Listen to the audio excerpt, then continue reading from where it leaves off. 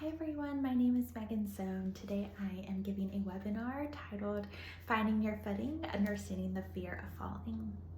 The fear of falling is something that increases with age. It's a really common fear amongst older adults, and that's because our brains are wired to protect us from threat, and falls are a big threat for older adults. As you age, our bodies become more frail, and so falls can bring about complications and really serious ones too, like the loss of independence. And so there can be a lot of nervousness around the possibility of falling. This can show up in different ways. Maybe it shows up in your body. Maybe you just notice a lot of anxiety, a lot of tension. Maybe you start to change the ways that you move. You walk in a certain way, or your gait is a little bit more cautious. Maybe you notice certain sorts of anxieties in your mind, like if I fall, I won't recover, or you overestimate danger, or it can change behavior too. It can lead to avoiding certain activities or outings, stairs, things like that. It can lead to over-reliance on others, maybe withdrawing from social engagements or leaving the home.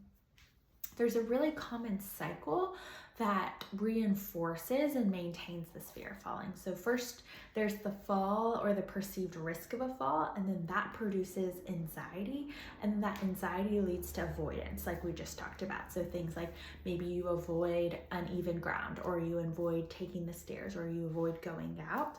And then that avoidance actually leads to a decreased confidence. There's a sense of the more and more you don't do those things, the more and more you start to believe you can't do those things.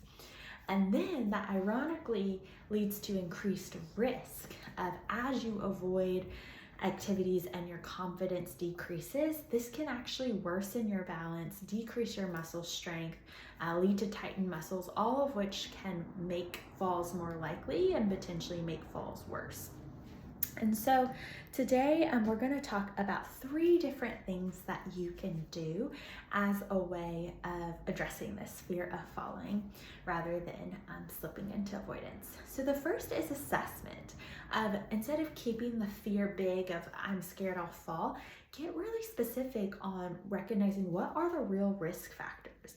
I don't want to minimize the gravity of this subject or this situation, and so I think it is important to assess what are the risk factors that might lead to a fall in your home, or in yourself. So examples are maybe your home doesn't have handrails on the stairs, or there's not safety bars in the bathrooms, or maybe you've been taking medications that cause lightheadedness or cause instability, or you've been having some balance issues, or you've been noticing that you have a lot of urgency to go to the bathroom, things like that. And so once you get really specific on your risk factors, then you can take action steps to just address the specific risk that are present for you.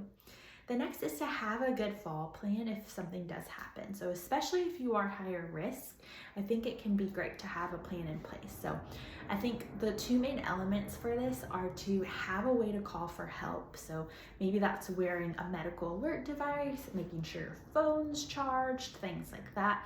And then having an emergency contact plan. So choosing maybe 2 to 3 trusted people who can respond if in case of emergency, as well as, of course, calling 911. The next is building confidence through exposure. So again, when we talk about that cycle, avoidance is the mechanism that actually produces a decrease in confidence.